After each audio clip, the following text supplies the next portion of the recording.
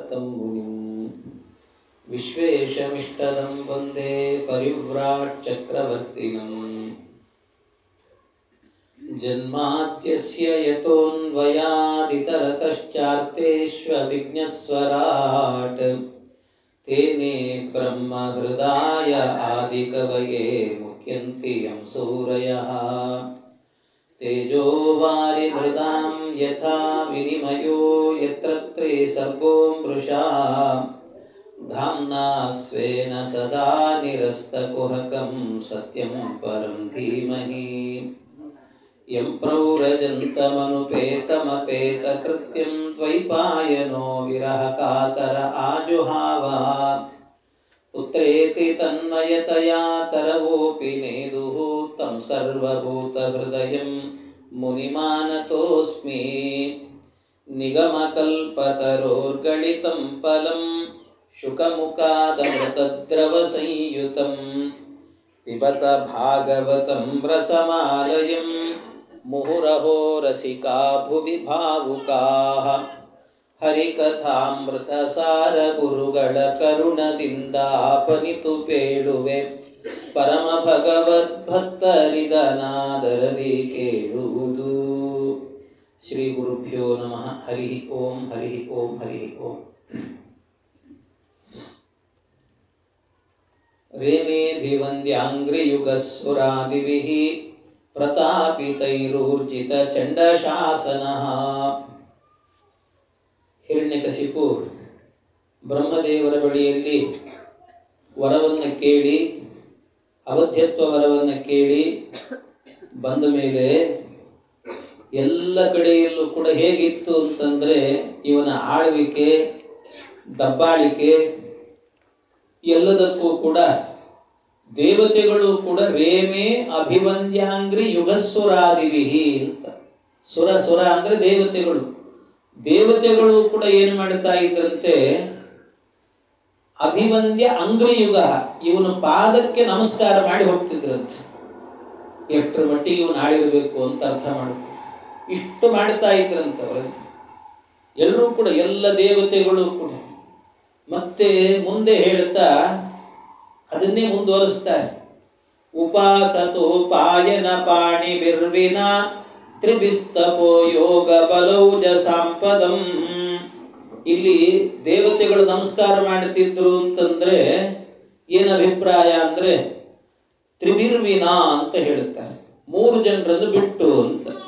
ತ್ರಿಭಿರ್ವಿನ 3 ಜನ ದೇವತೆಗಳನ್ನು ಬಿಟ್ಟು ಉಳಿದ ಎಲ್ಲ ದೇವತೆಗಳು ಕೂಡ ರೇಮೆ ಅಭಿವಂದ್ಯ ಅಂಗ್ರಿ ಯುಗಸ್ಸುರಾದಿವಿಹಿ ಇವರಿಗೆ ನಮಸ್ಕಾರ ಮಾಡ್ತಿದ್ರು ಅಂತ ಹೇಳಿದ್ರು. ಏನು ತ್ರಿಭಿರ್ವಿನ ಅಂದರೆ ಏನರ್ಥ? 3 ಜನರನ್ನು ಬಿಟ್ಟು ಅಂದರು. ಬಹಳ ಜನ ಏನು ತಿಳ್ಕೊಂಡಿದ್ದಾರೆ ಅಂದರೆ, ತ್ರಿಭಿರ್ವಿನ ಅಂದರೆ ಬ್ರಹ್ಮ ವಿಷ್ಣು ಮಹೇಶ್ವರ ಇವರನ್ನು ಬಿಟ್ಟು ಉಳಿದ ದೇವತೆಗಳೆಲ್ಲರೂ ಕೂಡ ಇವನ ಪಾದಕ್ಕೆ ನಮಸ್ಕಾರ ಮಾಡ್ತಾ ಇದ್ರು ಅಂತ ಕೆಲವರು ತಿಳ್ಕೊಂಡಿದ್ದಾರೆ. ಹೀಗೆ ಕೆಲವರು ವ್ಯಾಖ್ಯಾನಗಳನ್ನು ಮಾಡಿದ್ದಾರೆ. ಆದರೆ ಇಲ್ಲಿ ತ್ರಿಭಿಹಿ ವಿನಾ ಅಂತ ಹೇಳಿದರೆ ಅಭಿಪ್ರಾಯ ಏನು ಅಂದರೆ, ತ್ರಿಭಿರ್ವಿನ ಅಂದರೆ ತ್ರಿಭಿಹಿ, ತ್ರಿ ಅಂದರೆ 3 ಜನ ಅಂತ ಅರ್ಥ ಅಲ್ಲ ಇಲ್ಲಿ ತ್ರಿಭಿಹಿ ಅಂದರೆ. ಮತ್ತೇನರ್ಥ ಅಂದರೆ ದೇವತೆಗಳನ್ನೇ ಬಿಟ್ಟು ಅಂತ ಅರ್ಥ.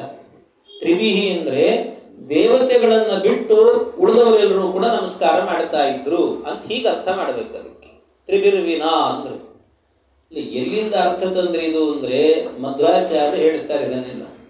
ತ್ರಿಭಿಹಿ ಎಲ್ಲಾದರೂ ಕೆಲವು ಕಡೆಯಲ್ಲಿ ಪುರಾಣವೇ ಅದ್ಭುತ, ಪುರಾಣದ ಭಾಷೆಯೇ ಒಂದು ವಿಚಿತ್ರ.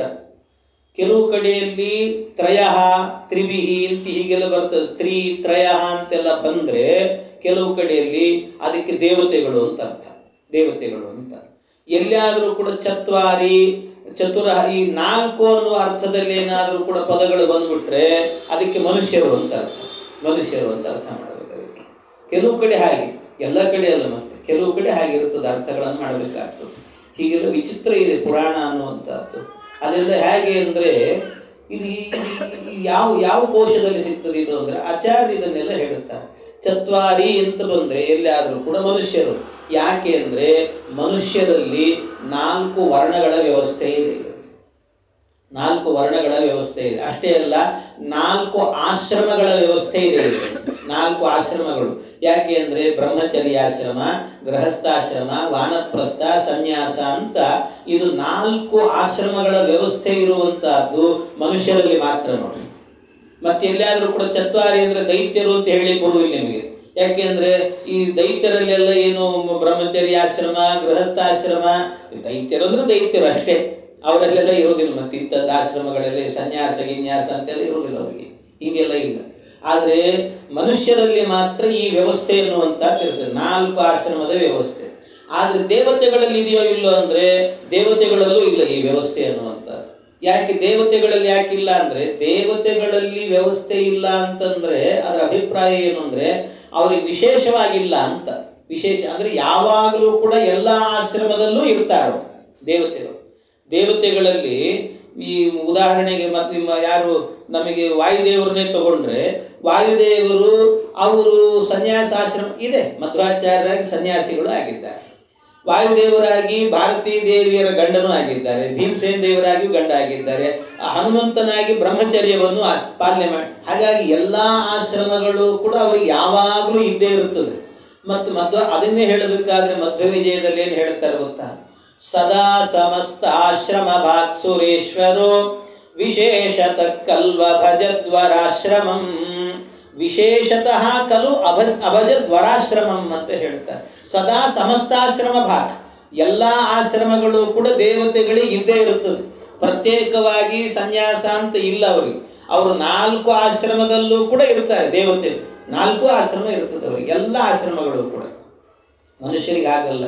ಮನುಷ್ಯರು ಒಂದು ಆಶ್ರಮದಲ್ಲಿದ್ದಾಗ ಇನ್ನೊಂದು ಆಶ್ರಮ ಇರುವುದಿಲ್ಲ.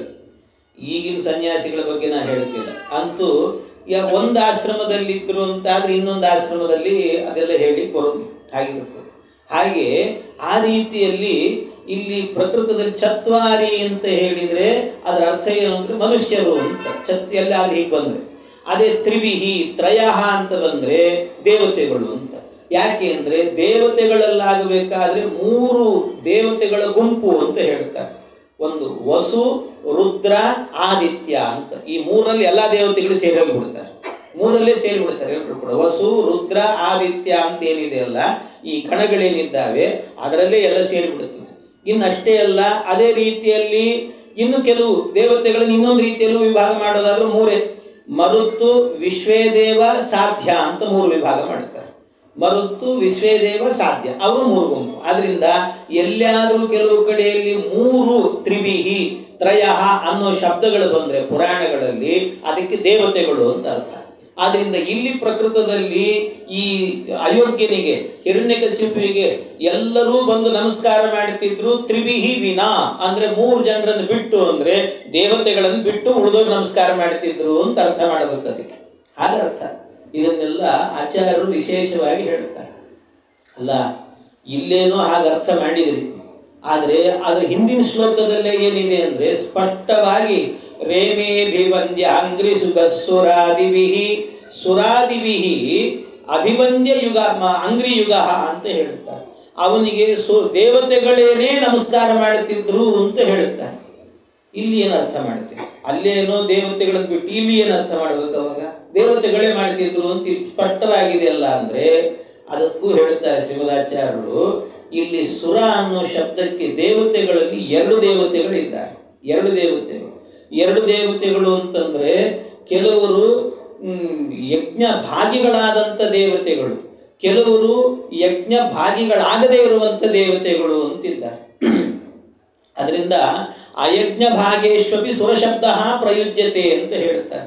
ಅಯಜ್ಞ ಭಾಗೇಶ್ವಪಿ ಅಂದರೆ ಯಜ್ಞದಲ್ಲಿ ಭಾಗ ಇಲ್ಲದೆ ಇರುವಂಥವರು ಕೂಡ, ಅಂದರೆ ಕೆಲವು ಆಹುತಿಗಳಿದ್ದಾವೆ, ಸೋಮಾಹುತಿ ಅಂತೆಲ್ಲ ಇದೆ. ಆ ಆಹುತಿ ಅನ್ನುವಂಥದ್ದು ಎಲ್ರಿಗೂ ಇರೋದಿಲ್ಲ, ಅದು ಎಲ್ರಿಗೂ ಸಿಗೋದಿಲ್ಲ, ಎಲ್ಲ ದೇವತೆಗಳಿಗೂ ಕೂಡ. ಆ ಯಜ್ಞದ ಭಾಗವನ್ನು, ಯಜ್ಞ ಭಾಗ ವಿವರ್ಜಿತಾ ಅಂತ ಹೇಳ್ತಾರೆ ಅವರನ್ನು.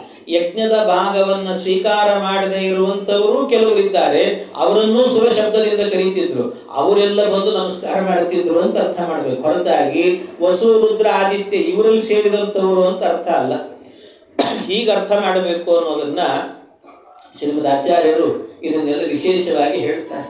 ಆಮೇಲೆ ಈ ರೀತಿ ಭಾರೀ ಅವನ ಇದು ಎಲ್ಲ ಕಡೆಯಲ್ಲೂ ಕೂಡ ಆಧಿಪತ್ಯವನ್ನು ಸಾಧಿಸಿಬಿಟ್ಟಿದ್ದಂತೆ. ಈ ರೀತಿ ಆಧಿಪತ್ಯವನ್ನು ಸಾಧಿಸಿಕೊಂಡು ಬದುಕ್ತಾ ಇದ್ದ. ಏವಮೈಶ್ವರ್ಯ ಮತ್ತಸ್ಯ ದೃಪ್ತಸ್ಯೋಚ್ಚಾಸ್ತ್ರವರ್ತಿನಃ ಕಾಲೋ ಮಹಾನ್ ವ್ಯತೀಯಾಯ ಬ್ರಹ್ಮಶಾಪಮುಪೇಯುಷಃ. ಏನಾಯಿತು, ಈ ಸನಕಾದಿಗಳೆಲ್ಲರೂ ಕೂಡ ಇವನಿಗೆ ಶಾಪ ಕೊಟ್ಟಿದ್ರು. ಇವನು ಹಿರಣ್ಯಕಶಿಪುವಾಗಿ ಹುಟ್ಟಿ ಏನು ಆ ಅಹಂಕಾರ ಅಂತ ಹೇಳಿದರೆ ಮದಮತ್ತನಾಗಿ ಹೋಗಿಬಿಟ್ಟಿದ್ದಂತೆ. ಶಾಸ್ತ್ರವಿಹಿತವಾದಂಥ ಕಟ್ಟುಪಾಡುಗಳು ಯಾವುದೂ ಇಲ್ಲ, ಎಲ್ಲೇ ಮೀರಿ ವರ್ತಿಸ್ತಾ ಇದ್ದಂತೆ. ಹೀಗೆ ಇವನು ವರ್ತಿಸುವಾಗ ಇದನ್ನು ನೋಡಿ ದೇವತೆಗಳೆಲ್ಲರೂ ಕೂಡ, ಲೋಕಪಾಲಕರು, ದೇವತೆಗಳು, ಇವರೆಲ್ಲರೂ ಕೂಡ ಇವನು ಕೊಡ್ತಾ ಇರುವಂಥ ಉಗ್ರವಾದಂಥ ಶಿಕ್ಷೆಗಳು, ಲೋಕದಲ್ಲೆಲ್ಲರೂ ಕೂಡ ಭೀತರಾಗ್ತಾ ಇದ್ದಾರೆ, ಭಯಪಡ್ತಾ ಇದ್ದಾರೆ. ಇದನ್ನೆಲ್ಲ ನೋಡಿ ನಮಗಿನ್ನ ರಕ್ಷಣೆ ಸಿಗೋದು ಯಾರಿಂದ ಅಂತ ಬೇರೆ ಯಾರಿಂದಲೂ ಇಲ್ಲ. ಅನ್ಯತ್ರ ಲಬ್ಧ ಶರಣಾಹ ಶರಣಂ ಯಯುರಚ್ಯುತಂ. ಅಚ್ಯುತ ಭಗವಂತ ಏನಿದ್ದಾನೆ ಅವನನ್ನೇ ನಾವು ಮೊರೆ ಹೋಗಬೇಕು ಅಂತ ಎಲ್ಲ ದೇವತೆಗಳು ಕೂಡ ಭಗವಂತನ ಬಳಿಗೆ ಬಂದಂತೆ. ಪರಮಾತ್ಮನ ಬಳಿಗೆ ಬಂದು ಭಗವಂತನನ್ನು ಸ್ತೋತ್ರ ಮಾಡುತ್ತಾರೆ. ಬಹಳ ಸುಂದರವಾದ ಸ್ತೋತ್ರ ಮಾಡಿದ್ದಾರೆ ದೇವತೆಗಳೆಲ್ಲ ಸೇರಿ. ತಸ್ಯೈ ನಮೋಸ್ತು ಕಾಷ್ಟಾಯೈ ಯತ್ರಾತ್ಮ ಹರಿರೀಶ್ವರಃ ಯತ್ಗತ್ವಾ ನ ನಿವರ್ತಂತೆ ಶಾಂತಾಃ ಸನ್ಯಾಸಿನೋ ಮಲಾಃ. ತಸ್ಯೈ ನಮೋಸ್ತು ಕಾಷ್ಟಾಯೈ ಯತ್ರಾತ್ಮ ಹರಿರೀಶ್ವರಃ ಅಂತ. ತಾರತಮ್ಯದಲ್ಲಿ ಪರಾಕಾಷ್ಠೆಯಲ್ಲಿ ಇರುವ ದೇವತೆ ಅಂದರೆ ಭಗವಂತ ನೀನೇ. ಹರಿಹಿ ಪರಮಾತ್ಮನೇ, ಹರಿರೀಶ್ವರ ನೀನೇ. ನಿನಗಿಂತಲೂ ಕೂಡ ತಾರತಮ್ಯದಲ್ಲಿ ಉತ್ಕೃಷ್ಟ ಸ್ಥಾನದಲ್ಲಿ ಇರುವವರು ಅಂತ ಮತ್ತೊಬ್ಬರು ಇಲ್ಲ. ಆದ್ದರಿಂದ ನೀನೇ ಸರ್ವೋತ್ತಮ ಅಂತ ನಿನಗೆ ನಮಸ್ಕಾರವೋ ಭಗವಂತ. ಅಷ್ಟೇ ಅಲ್ಲ, ಇದರ ಜೊತೆಗೆ ಈ ಯಾವ ನಿನ್ನ ಕಥೆಯನ್ನ ಭಗವಂತ ನಿನ್ನ ಕಥೆಯನ್ನ ಕೇಳಿದರೆ ಜಗತ್ತಿನಲ್ಲಿ ಮತ್ತೆ ಸಂಸಾರ ಬೇಕು ಅಂತ ಅನ್ನಿಸೋದಿಲ್ಲ. ಅಂಥವನು ನೀನು.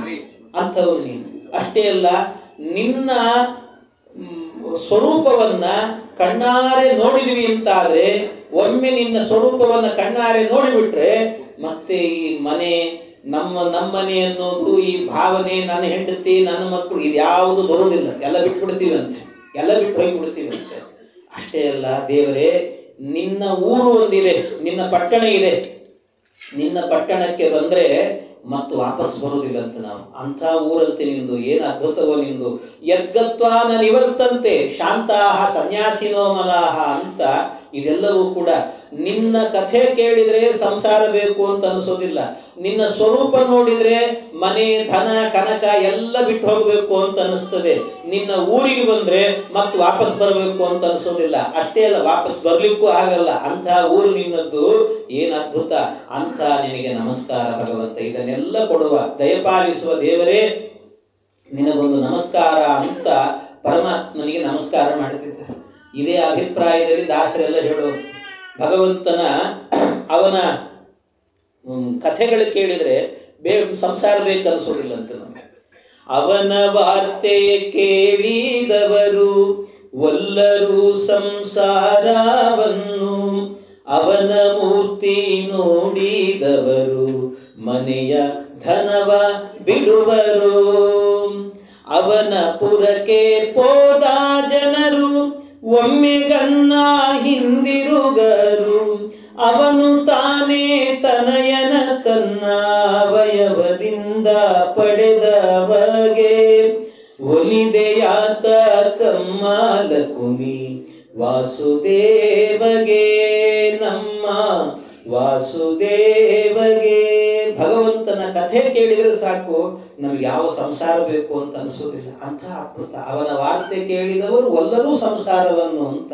ಅಂಥ ದೇವರೇ ನಿನಗೆ ಬಂದು ನಾವೆಲ್ಲರೂ ಕೂಡ ಶರಣು ಅಂತ ಹೇಳಿದ್ದೇವೆ. ನೀನೇ ನಮಗೆ ಶರಣ್ಯ ಅಂತ ಸ್ತೋತ್ರ ಮಾಡ್ತಾರೆ. ಇತಿತೇ ಸಂಯತಾತ್ಮಾನಃ ಸಮಾಹಿತ ಧಿಯೋ ಮಲಾಹ. ಇದೇ ರೀತಿಯಲ್ಲಿ ಮನೋನಿಗ್ರಹವನ್ನು ಮಾಡಿಕೊಂಡು ರಾಗದ್ವೇಷಾದಿಗಳನ್ನು ಬಿಟ್ಟು, ನಿದ್ರೆಯನ್ನು ಬಿಟ್ಟು ಪರಮಾತ್ಮನನ್ನು, ಹೃಷಿಕೇಶನನ್ನು ಸ್ತೋತ್ರ ಮಾಡಿದರು ಅಂತ ಹೇಳುತ್ತಾರೆ. ಆ ಹೃಷಿಕೇಶನನ್ನು ಉಪತಸ್ತು ಹೃಷಿಕೇಶಂ ವಿನಿದ್ರಾ ವಾಯುಭೋಜನಾ ಅಂತ ಪರಮಾತ್ಮನ ಸ್ತೋತ್ರ. ಓಂ ನಮೋ ಭಗವತೆ ಮಹಾಪುರುಷಾಯ ಮಹಾತ್ಮನೆ ವಿಶುದ್ಧಾನುಭವಾನಂದ ಸಂದೋಹಾಯ ಯತೋ ಭಯಂ. ಪರಮಾತ್ಮ ನಿನಗೆ ನಮಸ್ಕಾರ ಅಂತ ಗುಣಸ್ವರೂಪನಾಗಿರುವಂಥ ಪರಮಪುರುಷನಾದಂಥ ಭಗವಂತ ನಿನಗೆ ನಮಸ್ಕಾರ. ಜ್ಞಾನಾನಂದಾದಿ ಸಾಗರ ನೀನು ಪರಮಾತ್ಮ ನಿನಗೆ ನಮಸ್ಕಾರ ಅಂತ ಈ ರೀತಿ ನಮಸ್ಕಾರವನ್ನು ಮಾಡುವಾಗ ಭಗವಂತ ಪ್ರಕಟಗೊಂಡನಂತೆ ಅವರೆದುರಲ್ಲಿ. ದೇವರು ಪ್ರಕಟಗೊಂಡಾಗ ಭಗವಂತನನ್ನು ಕೇಳಿದರಂತೆ, ಸ್ವಾಮಿ ಇವನಿಂದ ನಡಿಗೆ ಹೋಗ್ತಾ ಇದ್ದೇವೆ, ನಮ್ಮನ್ನೆಲ್ಲ ಉದ್ಧಾರ ಮಾಡಬೇಕು, ರಕ್ಷಣೆ ಮಾಡಬೇಕು ಅಂತ ಕೇಳಿದರೆ ಪರಮಾತ್ಮ ಹೇಳ್ತಾನೆ, ಮಾ ಭೈಷ್ಟ ವಿಬುಧ ಶ್ರೇಷ್ಠಾ ಸರ್ವೇಷಾಂ ಭದ್ರಮಸ್ತು ವಃ. ದೇವತೆಗಳೇ ನೀವ್ಯಾರು ಮಾ ಭೈಷ್ಟ ಹೆದರಬೇಡ್ರಿ ಅಂತಂದು, ಹೆದರಬೇಡ್ರಿ, ನಿಮಗೆಲ್ಲ ಬೇಗ ಮಂಗಳ ಆಗ್ತದೆ, ಒಳ್ಳೇದಾಗ್ತದೆ ನಿಮಗೆ ಅಂತ ಪರಮಾತ್ಮ. ನೀವು ಯಾಕೆ ಬಂದಿದ್ದೀರಿ ನನಗೆ ಅರ್ಥ ಆಯಿತು. ಜಾತಮೇತಸ್ಯ ದೌರಾತ್ಮ್ಯಂ ದೈತೇಯಾಪದಸ್ಯ ಯತ್. ನಾನು ಅರ್ಥ ಮಾಡಿಕೊಂಡಿದ್ದೀನಿ ಆ ದೈತ್ಯನಾದಂಥ ಹಿರಣ್ಯಕಶಿಪುವಿನ ದೌರ್ಜನ್ಯ ಎಂಥದ್ದು, ಏನು ಮಾಡ್ತಾ ಇದ್ದಾನೆ ಎಲ್ಲ ಅರ್ಥ ಮಾಡಿಕೊಂಡಿದ್ದೇನೆ ನಾನು. ತಸ್ಯ ಶಾಂತಿಂ ಕರಿಷ್ಯಾಮಿ ಕಾಲಸ್ತಾವತ್ ಪ್ರತೀಕ್ಷತಾಂ. ನಾನು ಅವನಿಗೆ ಶಾಂತಿ ಮಾಡ್ತೀನಂತೆ, ಅವನ್ನ ಅದರೆಲ್ಲ ಪರಿಹಾರಗಳನ್ನು ನಾನು ಮಾಡ್ತೀನಿ, ಸ್ವಲ್ಪ ಕಾಲಸ್ತಾವತ್ ಕಾಲ ಪಕ್ವ ಆಗಬೇಕು ಕೆಲವೊಂದು, ಅದರಿಂದ ಸ್ವಲ್ಪ ಕಾಯಿರಿ ಅಂತಂದ. ಯಾವಾಗ ಅವನನ್ನು ಸಂಹಾರ ಮಾಡ್ತೀನಿ, ನಾನು ಮಾಡೋದಲ್ಲ. ಕೆಲವೊಮ್ಮೆ ಜಗತ್ತಿನಲ್ಲಿ ಯಾರಾದರೂ ಕೂಡ ಕೆಲವು ಕಡೆ ದ್ವೇಷ ಮಾಡುತ್ತಿದ್ದಾರೆ ಅಂದರೆ ಅವ್ರಿಗೆ ವಿನಾಶ ಕಾಲ ಬಂದಿದೆ ಅಂತಲೇ ಅರ್ಥ. ಕೆಲವು ಕಡೆ ಎಲ್ಲಿ ಅಂದರೆ ಯದಾ ದೇವೇಶು ವೇದೇಶು ಗೋಷು ವಿಪ್ರೇಷು ಸಾಧುಷು ಧರ್ಮೇ ಮೈಚ ವಿದ್ವೇಷ ಸವಾ ಆಶು ವಿನಶ್ಯತಿ ಅಂತಂದ. ವಿನಾಶಕಾಲೇ ವಿಪರೀತ ಬುದ್ಧಿ ಅಂತಾರಲ್ಲ ಹಾಗೆ, ಯದಾ ದೇವೇಶು ವೇದೇಶು, ಯಾವಾಗ ದೇವತೆಗಳ ವಿಷಯದಲ್ಲಿ ವೇದಗಳ ವಿಷಯದಲ್ಲಿ, ಗೋಷು ವಿಪ್ರೇಷು ಗೋ ಹಸುಗಳ ವಿಷಯದಲ್ಲಿ, ವಿಪ್ರರು ಅಂದರೆ ಬ್ರಾಹ್ಮಣರ ವಿಷಯದಲ್ಲಿ ಏನಾದರೂ ಕೂಡ ಅನರ್ಥವನ್ನು ಮಾಡಿದರು ಅಂದರೆ, ಧರ್ಮೇ ಮೈಚ ವಿದ್ವೇಷ, ಧರ್ಮದ ವಿಷಯದಲ್ಲಿ ಮತ್ತು ನನ್ನ ವಿಷಯದಲ್ಲಿ ಯಾರಾದರೂ ಕೂಡ ಅಪರಾಧವನ್ನು ಮಾಡಿದರೆ, ಅದರ ಬಗ್ಗೆ ನಿಂದನೆಯನ್ನು ಮಾಡಿದರೆ ಸವಾ ಆಶು ವಿನಶ್ಯತಿ, ಅವರು ಆದಷ್ಟು ಬೇಗ ಸಾಯ್ತಾರೆ ಅಂತ, ಅವರು ನಾಶ ಆಗ್ತದೆ ಅಂತ ತಿಳ್ಕೊಂಬಿಡ್ರಿ ಅಂತ ಹೇಳಿದ ಪರಮಾತ್ಮ. ಆದರೆ ಇವನನ್ನು ಯಾವಾಗ ಸಂಹಾರ ಮಾಡುತ್ತೇನೆ ಅದನ್ನು ಹೇಳ್ತೀನಿ ಕೇಳಿ. ನಿರ್ವೈರಾಯ ಪ್ರಶಾಂತಾಯ ಸ್ವಸುತಾಯ ಮಹಾತ್ಮನೇ ಪ್ರಹ್ಲಾದಾಯ ಯದಾ ದೃಕ್ಯೇತ್ ಹನಿಶ್ಯೇಪಿ ವರೋರ್ಜಿತಂ. ಇವನಿಗೆ ಎಂಥ ವರ ಬೇಕಾದರೂ ಕೂಡ ಇರಲಿ, ಆದರೂ ಕೂಡ ನಿರ್ವೈರಾಯ ಪ್ರಶಾಂತಾಯ ಸ್ವಸುತಾಯ ಮಹಾತ್ಮನೇ, ಯಾರು ನಿರ್ವೈರನಾಗಿರುವಂತಹ ಮತ್ತು ಪ್ರಶಾಂತನಾಗಿರುವಂತಹ ನನ್ನ ಭಕ್ತನಾದಂಥ ಮಹಾತ್ಮ ಪ್ರಹ್ಲಾದ ಇದ್ದಾನೆ, ಅವನ ಮಗ, ಅವನಿಗೆ ಯಾವಾಗ ತೊಂದರೆ ಕೊಡ್ತಾನೋ ಇವನು, ಆಗ ನಾನು ಇವನಿಗೆ ಎಷ್ಟು ವರಗಳಿದ್ದರೂ ಕೂಡ ಇವನ ಸಂಹಾರವನ್ನು ಮಾಡುತ್ತೇನೆ ಅಂತ ಹೇಳಿ ಇಷ್ಟು ಹೇಳಿದಾಗ ಆಗ ಕೇಳ್ತಾರೆ, ಅಲ್ಲ ಇವನಿಗೆ ಮಕ್ಕಳಿದ್ದಾರೆ, ಹಾಗಾದರೆ ಯಾರವರು ಅಂತ ಕೇಳಿದಾಗ, ತಸ್ಯ ದೈತ್ಯಪತೆ ಪುತ್ರಾಶ್ಚತ್ವಾರ ಪರಮಾದ್ಭುತಾ. 4 ಜನ ಮಕ್ಕಳಿದ್ರಂತೆ ಅದರಲ್ಲಿ, ಪ್ರಹ್ಲಾದ ಅನುಹ್ಲಾದ ಸಹ್ಲಾದ ಅಂತೆಲ್ಲ ಮಕ್ಕಳಿದ್ರವರಿಗೆ. ಅದಕ್ಕೆ ಆ 4 ಜನ ಮಕ್ಕಳಲ್ಲಿ ಹಿರಿಯ ಮಗ ಇವನೇ ಅಂದರೆ ಪ್ರಹ್ಲಾದ. ಆ ಪ್ರಹ್ಲಾದ ಏನಿದ್ದ, ಅವನು ಹೇಗಿದ್ದ ಅಂತಂದರೆ ಪ್ರಹ್ಲಾದನ ಬಗ್ಗೆ ಹೇಳುತ್ತಾರೆ, ಬ್ರಹ್ಮಣ್ಯ ಶೀಲ ಸಂಪನ್ನ ಸತ್ಯಸಂಧೋ ಜಿತೇಂದ್ರಿಯ. ಯಾವಾಗಲೂ ಪರಮಾತ್ಮನಲ್ಲಿ ಬುದ್ಧಿ ಅವನದ್ದು, ಅಷ್ಟೇ ಅಲ್ಲ ಶೀಲ ಸಂಪನ್ನ, ಒಳ್ಳೆ ಚಾರಿತ್ರ್ಯ ಅಂತವನದ್ದು, ಸತ್ಯಸಂಧ ಜಿತೇಂದ್ರಿಯ, ಎಲ್ಲ ಇಂದ್ರಿಯಗಳನ್ನು ಗೆದ್ದಂಥ ಮಹಾತ್ಮ. ಹಾಗೆ ಬದುಕ್ತಾ ಇದ್ದ ಅವನು ಅಂತಂದರೆ ದಾಸವತ್ ಸನ್ನತಾರ್ಯಾಂಗ್ರಿಹಿ ಪಿತೃವತ್ ದೀನವತ್ಸಲಹ ಅಂತ ಹೇಳುತ್ತಾರೆ. ಎಲ್ಲ ಜೀವಿಗಳಿಗೂ ಕೂಡ ಅವನು ಅಂತಂದರೆ ಆನಂದವೋ ಆನಂದ, ಪರಮಾನಂದ ಆಗ್ತಿತ್ತಂತೆ ಪ್ರಹ್ಲಾದ ಅಂತ ಹೇಳಿದರೆ. ಪರಮ ಪವಿತ್ರ, ಗುರುಗಳು ಹಿರಿಯರಿಗೆ ದಾಸನಂತೆ ವರ್ತಿಸ್ತಾ ಇದ್ದನಂತೆ, ಅಡ್ಡು ಬೀಳೋದು, ನಮಸ್ಕಾರ ಮಾಡೋದು, ದೀನರಾದಂಥ ಜನರಲ್ಲಿ ತಾನೇ ತಂದೆಯಂತೆ ನಿಂತುಕೊಂಡು ವಾತ್ಸಲ್ಯವನ್ನು ತೋರಿಸ್ತಾ ಇದ್ದಂತೆ. ಭ್ರಾತೃವತ್ ಸದೃಶೇ ಸ್ನಿಗ್ಧೋ ಗುರುಷು ಈಶ್ವರ ಭಾವನಃ ಅಂತ ತನಗೆ ಸಮಾನರಾದವರ ವಿಷಯದಲ್ಲಿ ಸಹೋದರ ಭಾವವನ್ನು ಇಟ್ಟುಕೊಳ್ತಾ ಇದ್ದಂತೆ, ಗುರುಗಳಲ್ಲಿ ಭಗವಂತನನ್ನು ಕಾಣ್ತಾ ಇದ್ದಂತೆ. ಈ ರೀತಿಯಲ್ಲಿ ಅದ್ಭುತವಾದಂಥ ವ್ಯಕ್ತಿತ್ವ ಇವನದ್ದಾಗಿತ್ತು ಪ್ರಹ್ಲಾದನದ್ದು. ಇನ್ನೂ ಹೇಗಿದ್ದ ಅಂದರೆ ಒಂದು ದಿವಸವೂ ಕೂಡ ಅವನ ಮನಸ್ಸು ಉದ್ವಿಗ್ನಕ್ಕೊಳಗಾಗ್ತಿರ್ಲಿಲ್ಲಂತೆ. ನಮಗೇನಾದರೂ ನಮ್ಮ ಜೀವನದಲ್ಲಿ ಏನೋ ಅಂದ್ಕೊಂಡಿರ್ತೀವಿ, ಒಂದು ಕಾರ್ಯಕ್ರಮ ಸಡನ್ಲಿ ಏನಾದರೂ ಅದು ಕ್ಯಾನ್ಸಲ್ ಆಗಿಬಿಡ್ತು, ಯಾರೋ ಬರಲಿಲ್ಲ, ಪುರೋಹಿತರಿಲ್ಲ, ಅಥವಾ ಏನೋ ಸಮಸ್ಯೆ ಆಯಿತು, ಬರಬೇಕಾದ ಗಂಡೇ ಬರಲಿಲ್ಲ, ಏನೋ ಆಗಿಬಿಡ್ತು ಅಂದರೆ ಎಷ್ಟು ವ್ಯಥೆಗೆ, ಇಷ್ಟು ಮಂದಿಗೆ ಹೇಳಿದ್ದೀವಿ ಮಾಡಿದ್ದೀವಿ, ಈಗ ಈ ಥರ ಆದರೆ ಏನು, ಎಷ್ಟು ಮನಸ್ಸು ಕಲುಷಿತ ಆಗಿಬಿಡ್ತದೆ. ಒಂದು ದಿವಸ ಉದ್ವಿಗ್ನಕ್ಕೆ ಒಳಗಾಗ್ತಿರ್ಲಿಲ್ಲಂತೆ. ಏನಾದರೂ ಕೂಡ ಹರಿಚಿತ್ತ ಅಂತಿದ್ದ, ಹರಿಚಿತ್ತ ಏನೂ ಇಲ್ಲ, ಭಗವಂತನ ಮನಸ್ಸಿಗೆ ಬಂದಂತೆ ನಡೀತದೆ ಅಂತ. ನೋದ್ವಿಗ್ನ ಚಿತ್ತೋ ವ್ಯಸನೇಶು ನಿಸ್ಪೃಹ ಶ್ರುತೇಶು ದೃಷ್ಟೇಶು ಗುಣೇಶ್ವ ವಸ್ತು ದೃಕ್. ಎಲ್ಲೂ ಕೂಡ ಅವನು ಉದ್ವಿಗ್ನಾಗ್ತಾ ಇರಲಿಲ್ಲಂತೆ. ಇಂಥ ವ್ಯಕ್ತಿತ್ವ ಪ್ರಹ್ಲಾದರಾಜರದ್ದು ಅಂತ ಹೇಳ್ತಾರೆ. ಯಾವಾಗಲೂ ಕೂಡ ಭಗವಂತ ಭಗವಂತ ಭಗವಂತ.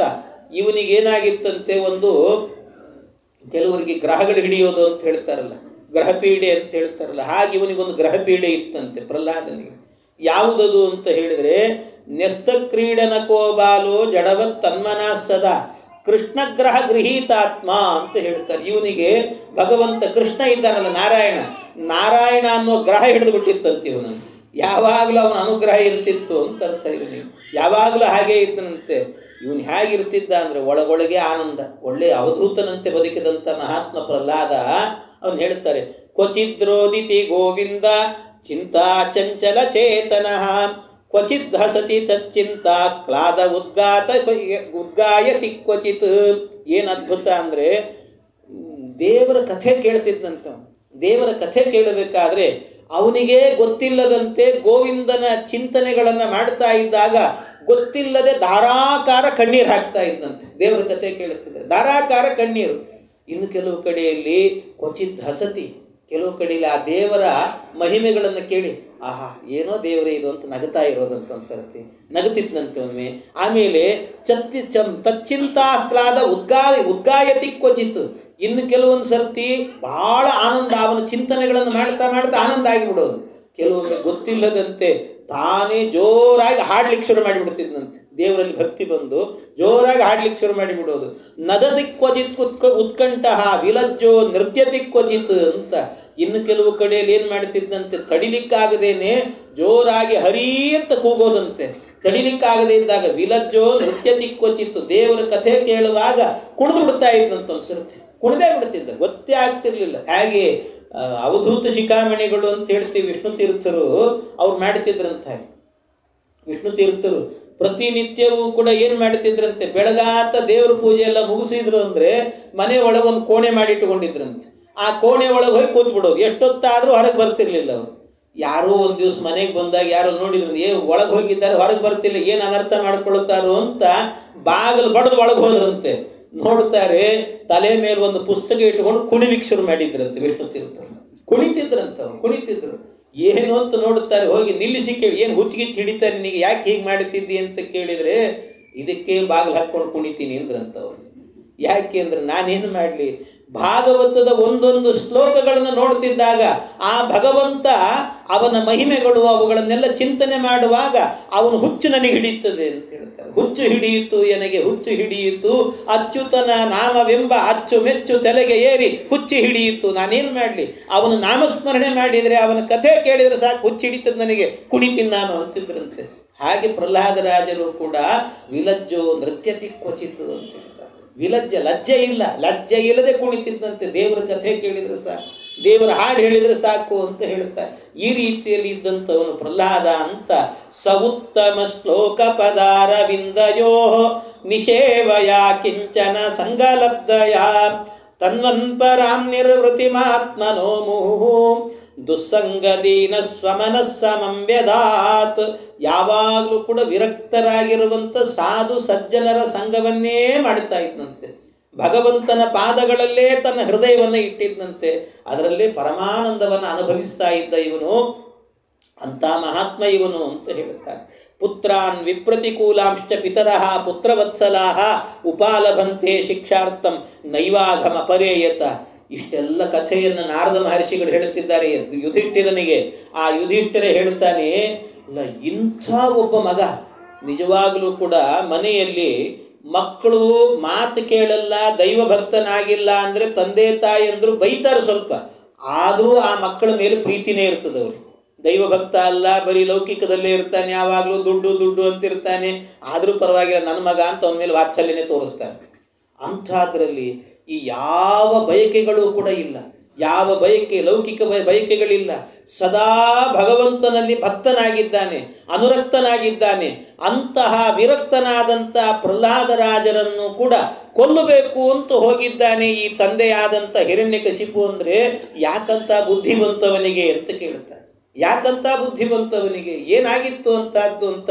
ಏತತ್ ಕೌತೂಹಲಂ ಬ್ರಹ್ಮನ್ ಅಸ್ಮಾಕಂ ವಿಧಮ ಪ್ರಭು. ಇದು ನನಗೆ ಭಾಳ ಕುತೂಹಲ, ತಡಿಲಿಕ್ಕಾಗ್ತಾ ಇಲ್ಲ, ಯಾಕೆ ಹೀಗಾಯಿತು ಅನ್ನೋದನ್ನು ನನಗೆ ಹೇಳ್ರಿ ಅಂತ ಕೇಳ್ತಾನೆ. ಯುಧಿಷ್ಠಿರ ಕೇಳ್ತಾನೆ.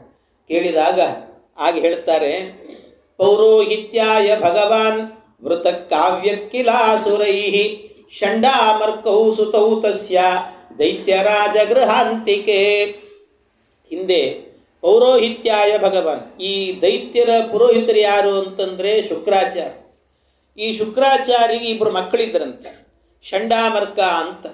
ಅದನ್ನು ಬಿಡಿಸುವಾಗ ಷಂಡಾಮರ್ಕ ಅಂತ ದೀರ್ಘ ಇದೆ ಅಲ್ಲಿ. ಅದಕ್ಕೆ ಕೆಲವರು ಏನು ಮಾಡಿಬಿಡ್ತಾರೆ ಅಂದರೆ ಷಂಡಾಮರ್ಕ ಇದ್ದರೆ ಷಂಡಾ ಅಮರ್ಕ ಅಂತ ಬಿಡಿಸ್ತಾರೆ. ಹಂಗೆ ಬಿಡಿಸ್ಬಾರ್ದು.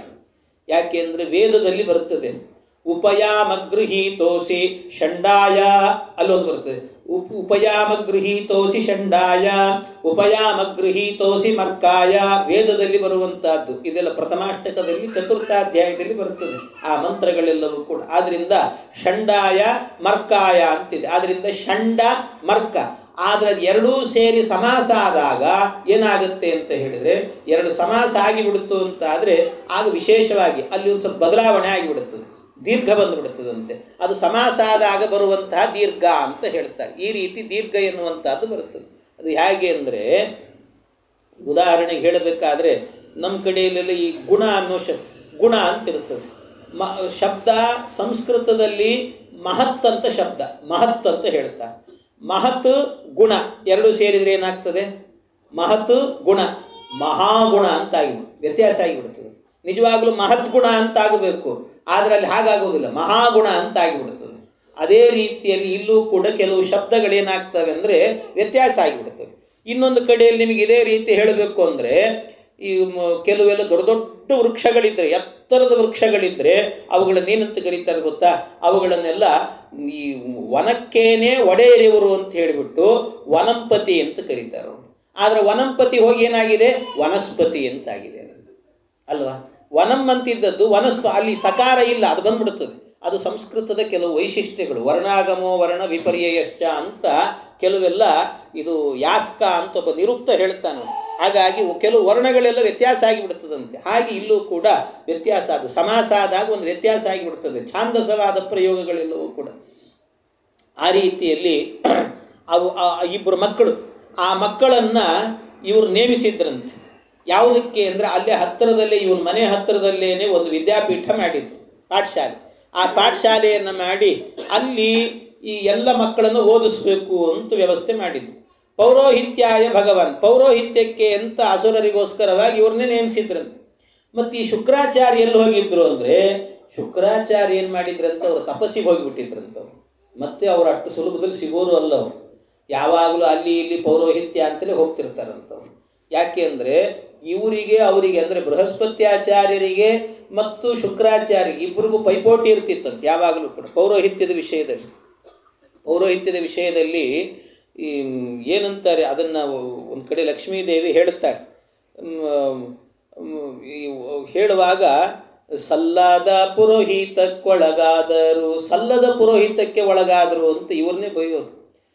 ನಶ್ವರೈಶ್ವರ್ಯವ, ಇದು ನಶ್ವರವಾದಂಥ ಐಶ್ವರ್ಯಕ್ಕೋಸ್ಕರ ಬರೀ ಸಂಭಾವನೆ ಬರುತ್ತದೆ ಅಂತ ಒದ್ದಾಡ್ತಾರೆ ಅಂತ ಲಕ್ಷ್ಮೀದೇವಿ ಬೈತಾಳೆ. ಸಲ್ಲದ ಪುರೋಹಿತಕ್ಕೊಳಗಾದರು ಇವರೆಲ್ಲ ಅಂತ ಇವ್ರನ್ನೇ ಹೇಳೋದು.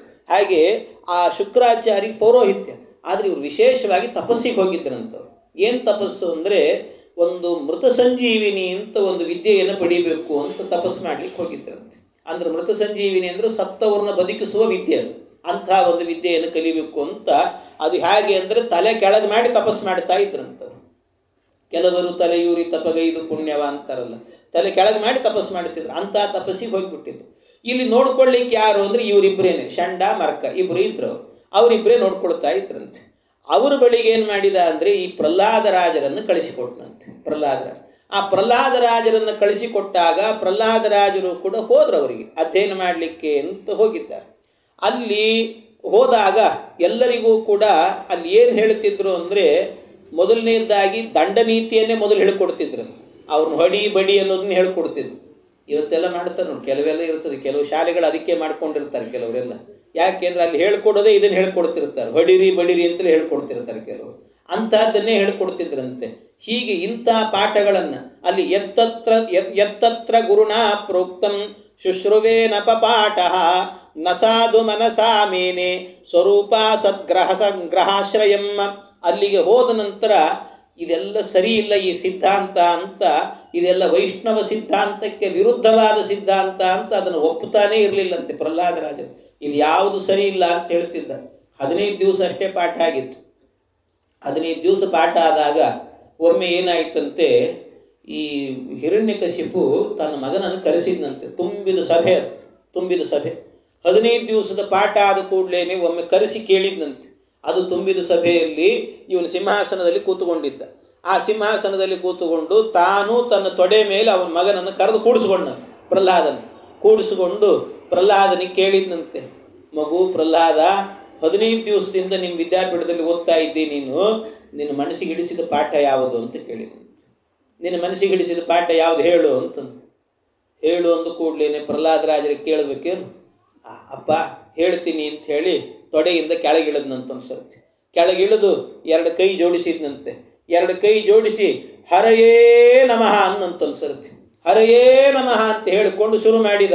ತತ್ಸಾಧು ಮನ್ಯೇ ಅಸುರವರಿಯ ದೇಹಿನಾಂ ಸದಾ ಸಮುದ್ವಿಗ್ನ ಧಿಯಾಮ ಸದ್ಗ್ರಹಾತ್ ಹಿತ್ವಾತ್ಮಪಾತಂ ಗೃಹಮಂಧಕೂಪಂ ವನಂ ಗತೋ ಯದ್ಧರಿಮಾಶ್ರಯೇತ.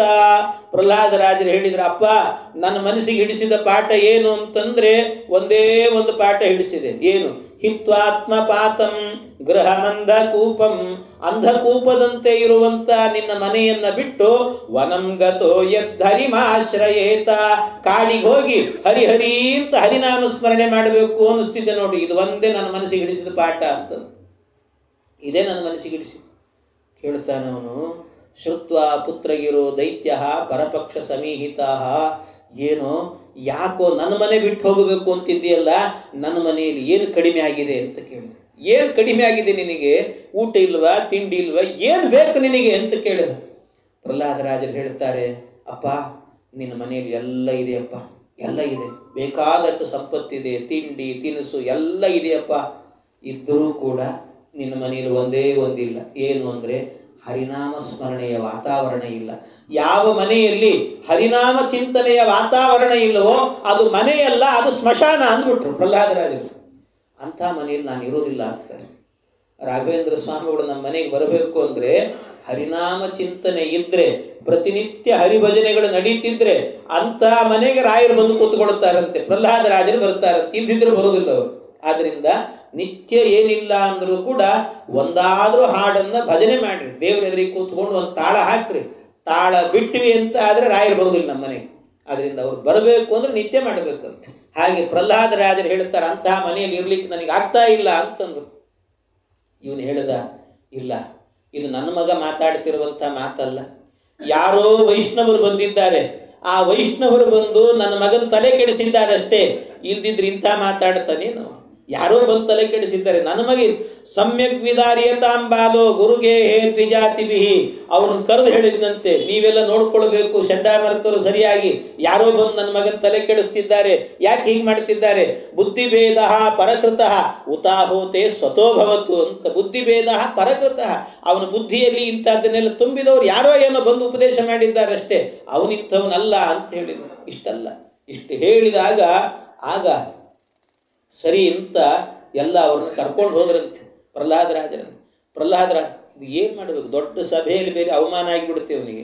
ಏನು ಮಾಡಿ ಸಮಾಧಾನ ಮಾಡಿಕೊಡ್ಬೇಕಿನ್ನು? ಎಲ್ಲರೂ ಎದುರಿಗೆ ಬೇರೆ ಇವನಿಗೆ, ಪ್ರಹ್ಲಾದ ಬೇರೆ ನಿನ್ನ ಮನೆ ಬಿಟ್ಟು ಹೋಗ್ತೀನಿ ಅಂತ ಬೇರೆ ಹೇಳಿಬಿಟ್ಟ. ಸ್ವಂತ ಮಗ ಹೇಳಿದರೆ ಹೇಗಿರ್ತದೆ? ಅವಮಾನ ಎಷ್ಟು ದೊಡ್ಡದಾಗ್ತದೆ. ಇಷ್ಟು ಅವಮಾನ ಆದರೂ ಕೂಡ ಮತ್ತೆ ಅದನ್ನು ಹಾಗೆ ಸಾವರಿಸ್ಕೊಂಡು ಹೋದ್ನಂತೆ. ಆಮೇಲೆ ಈ ಕಡೆ ಪ್ರಹ್ಲಾದರಾಜರನ್ನು ಕರ್ಕೊಂಡು ಹೋದರು.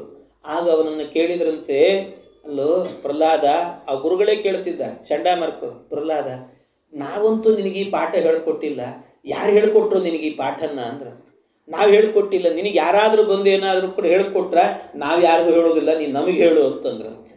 ನಮಗೆ ಹೇಳಿ ನೀನು ಅಂತಂದ್ರು. ಇಷ್ಟು ಹೇಳ್ತಾ ಇದ್ದಾಗ ಆಗ ಪ್ರಹ್ಲಾದರಾಜರು ಹೇಳ್ತಾರೆ, ಸ್ವಾಮಿ ಇಲ್ರಿ, ಯಾರು ಹೇಳ್ಕೊಟ್ರು ಅಂತ ಹೇಳ್ತೀನಿ ಕೇಳ್ರಿ ಅಂತ ಹೇಳಿ ಮತ್ತೊಂದು ಸರ್ತಿ ಗುರುಗಳ ಎದುರಿಗೆ ನಿಂತುಕೊಂಡು 2 ಕೈ ಜೋಡಿಸಿ ಹರಯೇ ನಮಃ ಅಂದ್ರಂತೊಮ್ಮೆ.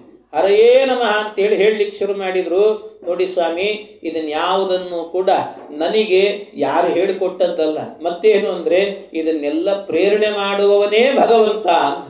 ಹರಿಯೇ ಪ್ರೇರಣೆ ಮಾಡುತ್ತಾನೆ, ಅವನ ಪ್ರೇರಣೆಯಿಂದ ಇದೆಲ್ಲವೂ ಕೂಡ ನಡೆಯುತ್ತೆ, ನಮ್ದೇನೂ ಇಲ್ಲ ಅಂತಂದ್ರು ಪ್ರಹ್ಲಾದರಾಜರು.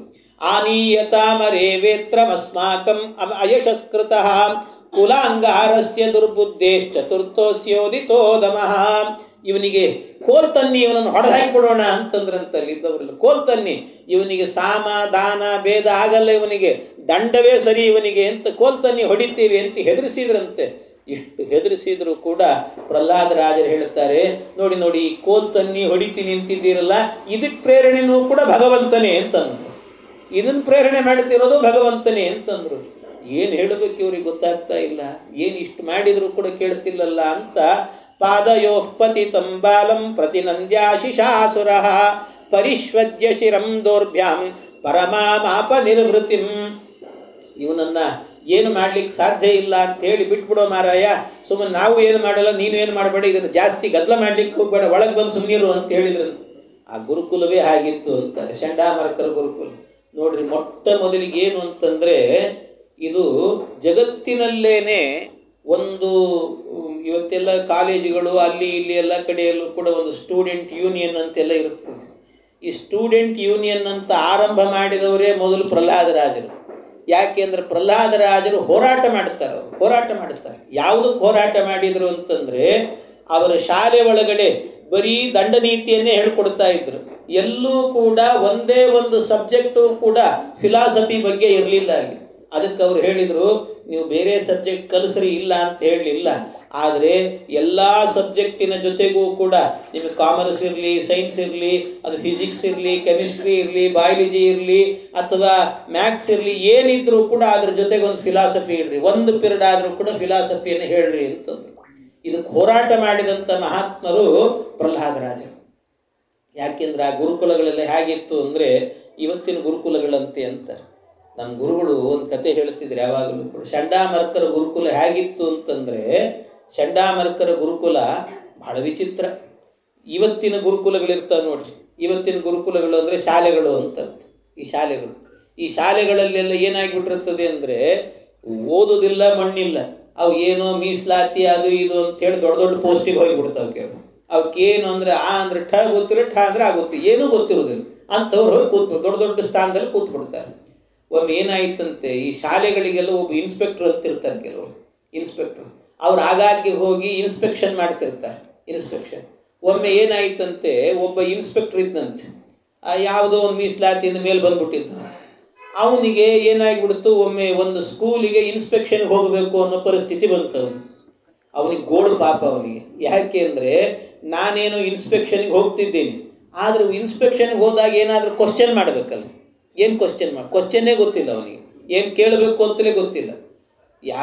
ಅವನಿಗೆ ಇಷ್ಟು ಗೊತ್ತಿತ್ತು, ಜಗತ್ತಿನಲ್ಲಿ ಬ್ರಾಹ್ಮಣರು ಅಂದರೆ ತುಪ್ಪ ತಿಂದ ಮಂದಿ ಅವರು ಬುದ್ಧಿವಂತರು ಇರ್ತಾರೆ ಅಂತ ಗೊತ್ತಿತ್ತು. ಅದಕ್ಕೇನು ಮಾಡಿದ್ನಂತೆ, ಯಾರೋ ಒಬ್ಬ ಬ್ರಾಹ್ಮಣ ಕಂಡ, ಆ ಬ್ರಾಹ್ಮಣನ ಹತ್ರ ಹೋಗಿ ಕೇಳಿದ್ನಂತೆ, ಬ್ರಾಹ್ಮಣರ ಹತ್ರ, ಏನು ಅಂದರೆ, ನಾನು ಶಾಲೆಗೆ ಹೋಗ್ತಿದ್ದೀನಿ, ಒಂದು ಪ್ರಶ್ನೆ ಕೇಳಬೇಕು, ನನಗೊಂದು ಪ್ರಶ್ನೆ ಹೇಳಿಕೊಡ್ರಿ ಅಂತ. ಸರಿ ಅಂತ ಇವರು ಒಂದು ಕ್ವಶನ್ ಹೇಳಿದ್ರು. ಏನು ಅಂದರೆ, ಶಿವಧನಸ್ಸನ್ನು ಭಂಗ ಮಾಡಿದವರು ಯಾರು ಅಂತ ಕೇಳು ಅಂತ. ಬ್ರಾಹ್ಮಣರು ಪುರಾಣ ಹೇಳೋರು, ಮತ್ತು ಇನ್ನೇನು ಹೇಳ್ತಾರೆ. ಆದ್ದರಿಂದಾಗಿ ಶಿವಧನಸ್ಸನ್ನು ಭಂಗ ಮಾಡಿದವರು ಯಾರು ಅಂತ ಕೇಳಿ. ಸರಿ ಅಂತ ಇವ್ರು ಹೋಗಿ ಕೇಳಿದ್ರಂತೆ. ಒಂದು ಸ್ಕೂಲಿಗೆ ಹೋದ್ರು ಪಾಪ. ಸ್ಕೂಲಿಗೆ ಹೋಗಿ ಒಂದು ಕ್ಲಾಸ್ ರೂಮ್ ಒಳಗೆ ಹೋದ್ರಂತೆ. ಕ್ಲಾಸ್ ರೂಮ್ ಒಳಗೆ ಹೋಗಿಬಿಟ್ಟು ಕೇಳಿದ್ರಂತೆ, ನಾನೊಂದು ಪ್ರಶ್ನೆ ಕೇಳ್ತೀನಿ, ಉತ್ತರ ಹೇಳಬೇಕು. ಏನು ಶಿವಧನಸ್ಸನ್ನು ಭಂಗ ಮಾಡಿದವರು ಯಾರು ಮಾತಾಡಲಿಲ್ಲ, ಸುಮ್ಮನಿದ್ರು ಪಾಪ ಹುಡುಗರು. ಆಮೇಲೆ ಯಾರೋ ಒಬ್ಬನು ಎಬ್ಬಿಸಿ ಕೇಳಿದ್ನು, ನೀನು ಹೇಳು ಅಂತಂದ್ರಂತೆ. ಅದಕ್ಕೆ ಶಿವಧನಸ್ಸನ್ನು ಭಂಗ ಮಾಡಿದವರು ಯಾರು ಹೇಳು ಅಂತ. ಸಾರ್, ನಾನು ನಿನ್ನೆ ಸ್ಕೂಲಿಗೆ ಬಂದಿರಲಿಲ್ಲ ಸಾರ್ ಅನ್ನಂತ. ಅಲ್ಲಿ ನಿನ್ನೆ ಬರದೇ ಇದ್ದಿದ್ದಕ್ಕೂ ಶಿವಧನಸ್ಸು ಭಂಗಕ್ಕೂ, ಹೌದಾ ನೀನು ಬಂದಿಲ್ಲ, ಹಾಗಾದ್ರೆ ನೀನು ಸುಮ್ಮ ಕೊಡಾಗ್ರಿ, ಇನ್ನೊಬ್ರು ಹೇಳ್ರು ಅಂತಂತೆ. ಅದಕ್ಕೆ ಅವನು ಹೇಳಿದ್ನಂತೆ, ಸ್ವಾಮಿ ನಾನು ಕಾಮರ್ಸ್ ನನ್ನ ಸಬ್ಜೆಕ್ಟು, ನಾನು ಸೈನ್ಸು ಸ್ಟೂಡೆಂಟೇ ಅಲ್ಲ, ನಾನು ಲ್ಯಾಬಿಗೆ ಹೋಗಲ್ಲ ಅಂತಂದಂತ. ಅದೇನೋ ಲ್ಯಾಬಲ್ಲಿರೋದು ಅಂತ ತಿಳ್ಕೊಂಬಿಟ್ಟ ನಾವು. ಕಡೆಗೆ ಯಾವ ಹುಡುಗರು ಉತ್ತರ ಹೇಳಲಿಲ್ಲ. ಕಡೆಗೇನು ಮಾಡಿದ, ಅಲ್ಲಿದ್ದ ಮೇಷ್ಟ್ರನ್ನ ಕರೆಸಿದ್ನಂತೆ. ಮೇಷ್ಟ್ರಿಗೆ ಕೇಳಿದ್ನ, ಶಿವಧನಸ್ಸು ಭಂಗ ಮಾಡೋದು ನೀವಾದರೆ ಹೇಳ್ರಿ ಅಂದರೆ, ಸರ್ ನಾನು ಬರೀ ಏನು ಅಂದರೆ ನಂದು ಬರೀ ಈ ಲ್ಯಾಂಗ್ವೇಜ್ ಸಬ್ಜೆಕ್ಟ್ ನನ್ನ ಕೋರ್ ಸಬ್ಜೆಕ್ಟೇ ಅಲ್ಲ, ಹಾಗಾಗಿ ನಾನು ಅದಕ್ಕೆ ಲ್ಯಾಬ್ಗೆ ಪ್ರವೇಶನೇ ಮಾಡಲ್ಲ, ನನಗೆ ಯಾಕೆ ಗೊತ್ತಿರುತ್ತದೆ ಅಂತಂದು. ಅವನಿಗೆ ಪ್ರಿನ್ಸಿಪಲ್ ಹತ್ರ ಹೋಗಿ ಕೇಳಿದ್ದಂತೆ, ನೀವು ಹೇಳ್ರಿ ಅಂತಂದಂತೆ. ಅವ್ನು ಹೇಳಿದ, ಸ್ವಾಮಿ ನಾನಾಯಿತು, ನನ್ನ ಚೇಂಬರ್ ಆಯಿತು, ಇದನ್ನು ಬಿಟ್ಟು ಎಲ್ಲೂ ಹೋಗಿದ್ದೇ ಇಲ್ಲ ನನಗೇನು ಗೊತ್ತು. ಆದರೆ ಸಿಟ್ಟು ಬಂತು, ಯಾರು ಉತ್ತರ ಹೇಳಲಿಲ್ಲ, ಸಿಟ್ಟು ಬಂತು ಈ ಇನ್ಸ್ಪೆಕ್ಟ್ರಿಗೆ.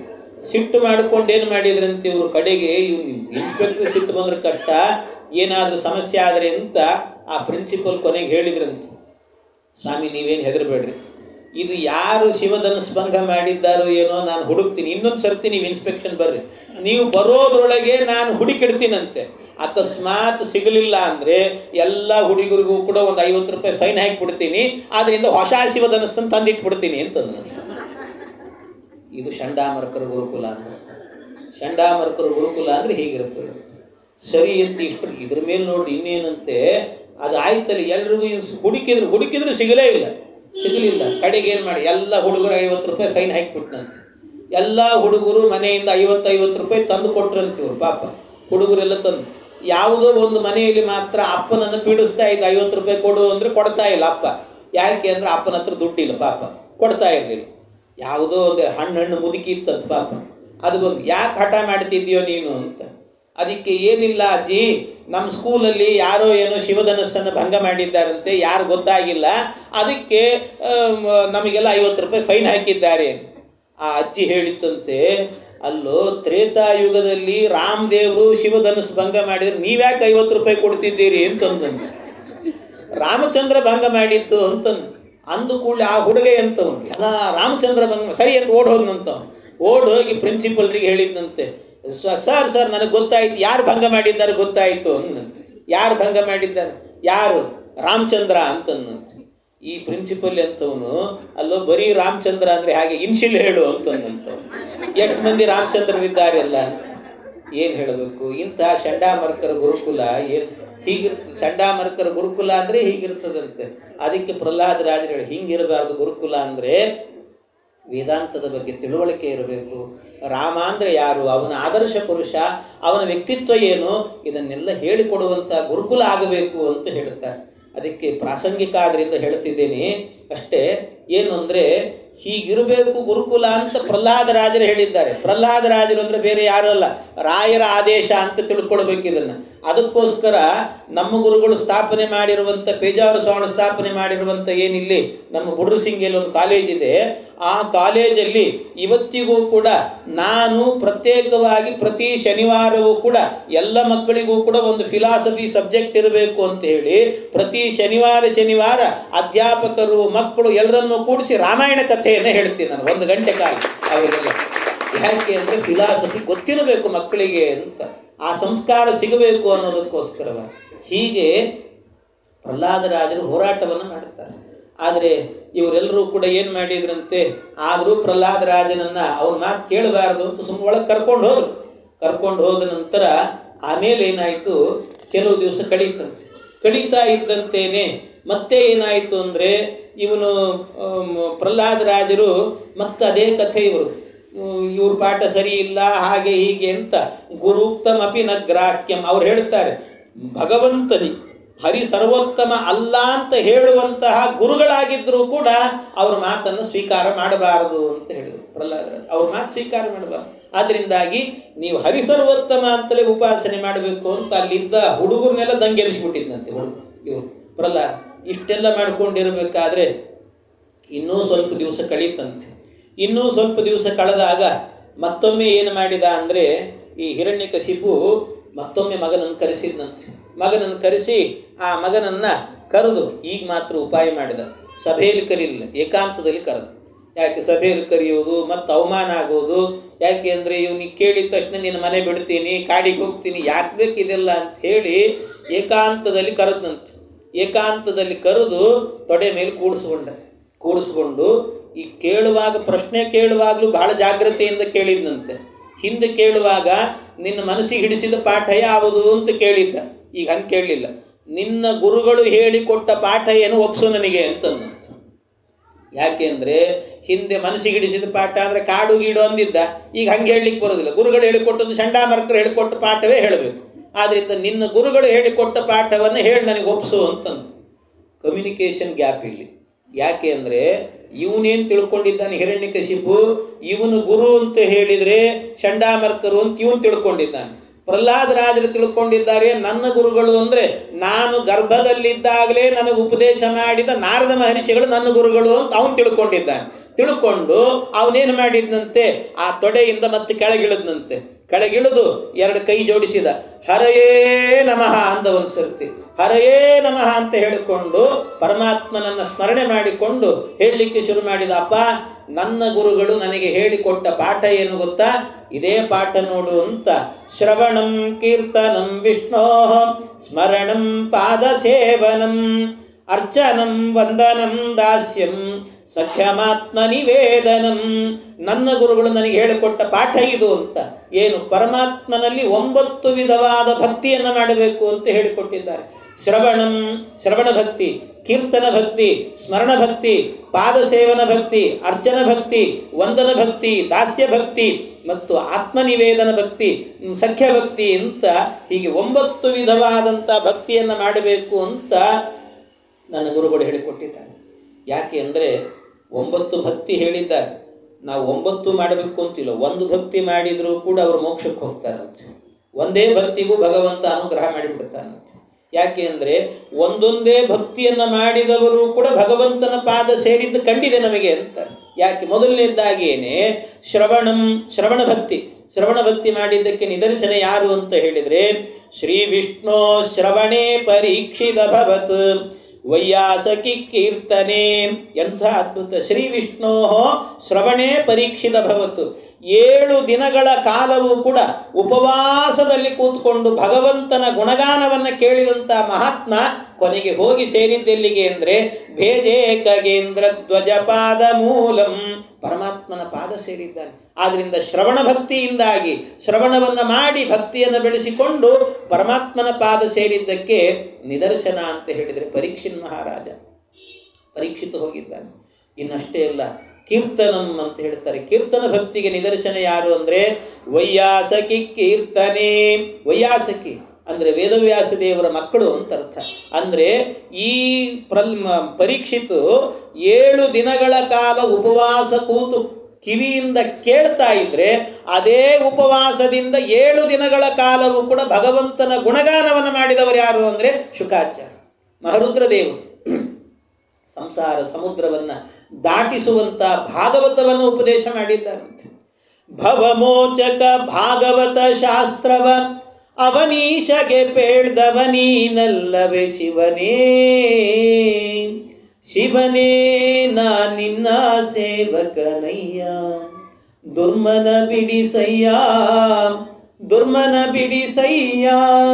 ನಮ್ಮ ಕೆಟ್ಟ ಮನಸ್ಸನ್ನು ಹೋಗಿಸಿ ಒಳ್ಳೆ ಮನಸ್ಸನ್ನು, ಮನೋಭಿಮಾನಿಗಳವರು, ಆ ಮನಸ್ಸನ್ನು ಕೊಟ್ಟು ಸದಾ ನಿನ್ನಲ್ಲಿ ಈ ಕಥೆಯನ್ನು ಕೇಳುವ ಯೋಗ ಕೊಡಬೇಕು ಅಂತ ಕೇಳ್ಕೊಳ್ಬೇಕು. ಹಾಗೆ ಅವರು ಯಾವಾಗಲೂ ಕೂಡ ಗುಣಗಾನವನ್ನು ಮಾಡ್ತಾ ಇದ್ರಂತೆ. ಹಾಗೆ ಆ ಗುಣಗಾನವನ್ನು ಮಾಡಿ ಕೀರ್ತನ ಭಕ್ತಿಯನ್ನು ಮಾಡಿ ಮೋಕ್ಷವನ್ನು ಪಡೆದಂಥ ಮಹಾತ್ಮರು ಶುಕಾಚಾರ್ಯರು ಅಂತ ಹೇಳ್ತಾರೆ.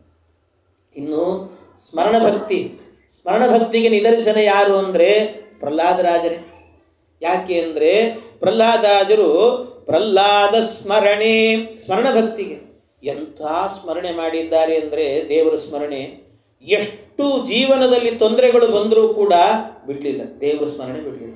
ಎಂತಿಂಥ ಶಿಕ್ಷೆ ಕೊಟ್ಟರು, ಎಂತಿಂಥ ಶಿಕ್ಷೆ. ಮೈ ಮೇಲೆ ಹಾವು ಹಾಕಿದರು, ಆನೆಯಿಂದ ತುಳಿಸಿದರು, ಬೆಟ್ಟದಿಂದ ಕೆಳಗೆ ಹಾಕಿದರು, ಏನು ಮಾಡಿದರೂ ಕೂಡ ರಕ್ಷತಿ ಇತ್ಯೇವ ವಿಶ್ವಾಸ ಅಂತ ದೇವರನ್ನು ಅಚಲವಾಗಿ ನಂಬಿದಂಥ ಮಹಾತ್ಮರು. ಅಚಲವಾಗಿ ಸ್ಮರಣೆ ಮಾಡುತ್ತಾನೇ ಇದ್ರು, ಯಾವಾಗಲೂ ಕೂಡ ಸ್ಮರಣೆ ಮಾಡುತ್ತಾ ಇದ್ರಂತೆ. ಹಾಗಾಗಿ ಸ್ಮರಣೆ ಮಾಡಿದ್ದಕ್ಕೆ ಅವರನ್ನು ರಕ್ಷಣೆ ಮಾಡಿ ಅವರನ್ನು ಉದ್ಧಾರ ಮಾಡಿದ್ದಾನೆ ಪರಮಾತ್ಮ. ಪ್ರಹ್ಲಾದ ಸ್ಮರಣ ಭಕ್ತಿಯಿಂದಾಗಿ ಮೋಕ್ಷವನ್ನು ಪಡೆದದ್ದಕ್ಕೆ ನಿದರ್ಶನ. ಇನ್ನು ಪಾದಸೇವನ ಅನ್ನೋದಕ್ಕೆ ನಿದರ್ಶನ ಯಾರು ಅಂತ ಹೇಳಿದರೆ ಲಕ್ಷ್ಮೀದೇವಿ. ಯಾಕೆ ಅಂದರೆ ಕೋಟಿ ಭೃತ್ಯರಿದ್ದರೂ ಕೂಡ ಭಗವಂತನ ಪಾದ ಸೇವೆಯನ್ನು ನಾನೇ ಮಾಡ್ತೇನೆ ಅಂತ ಸ್ವೀಕಾರ ಮಾಡ್ತಾಳಂತಂದರೆ. ಇದೆಲ್ಲ ಕೆಲವು ಹೆಣ್ಣು ಮಕ್ಕಳಿಗೆ ಕೆಲವು ನಿಯಮಗಳು ಅಂತಿದ್ದಾರೆ. ಮನೆಯಲ್ಲಿ ಕೆಲಸದವ್ರನ್ನ ಇಟ್ಕೊಳ್ಬೇಡಿ ಅಂತ ಹೇಳೋದಿಲ್ಲ. ಕೆಲಸದವ್ರನ್ನ ಇಟ್ಕೊಳ್ರಿ, ಪಾತ್ರೆ ತೊಳಿಲಿಕ್ಕೆ, ಬಾಂಡಿ ತೊಳಿಲಿಕ್ಕೆ, ಏನಂತಾರೆ ಮನೆ ಮುಂದೆಲ್ಲ ಇದು ಮಾಡಲಿಕ್ಕೆ, ಕಸ ಬಳಿಲಿಕ್ಕೆ, ಅದಕ್ಕೆ ಎಲ್ಲ ಮನೆ ಕಸ ಎಲ್ಲದಕ್ಕೂ ಇಟ್ಕೊಳ್ರಿ. ಆದರೆ ಎರಡಕ್ಕೆ ಮಾತ್ರ ನಾವೇ ಮಾಡಬೇಕು ಅಂತ ಹೇಳ್ತಾರೆ. ಎರಡು ಕೆಲಸ ಹೆಣ್ಮಕ್ಳೇ ಮಾಡಬೇಕಂತ.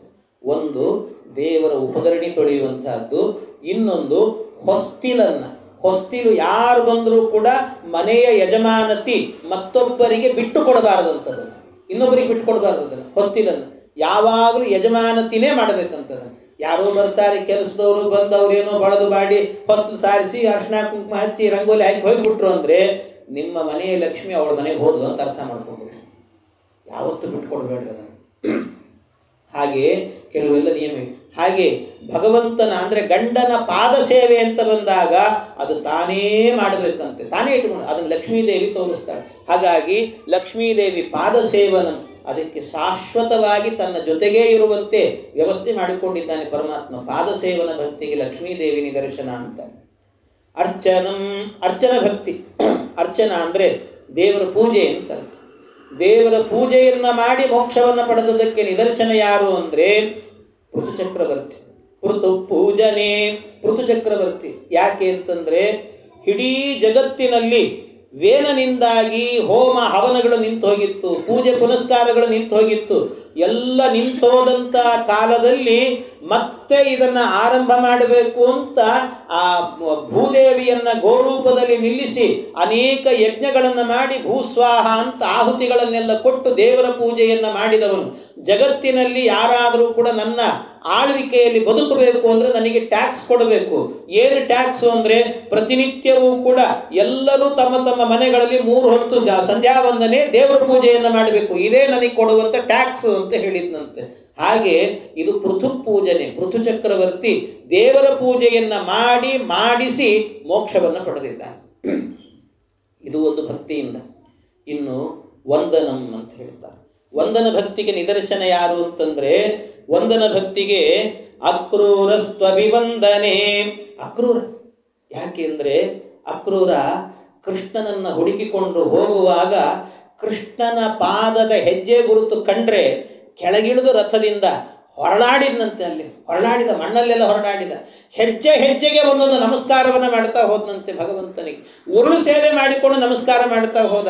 ಪರಮಾತ್ಮನ ಮನೆಯ ತನಕ ಹೋಗುವಾಗ ಮೈಯೆಲ್ಲ ಧೂಳಾಗಿ ಹೋಗಿತ್ತಂತೆ.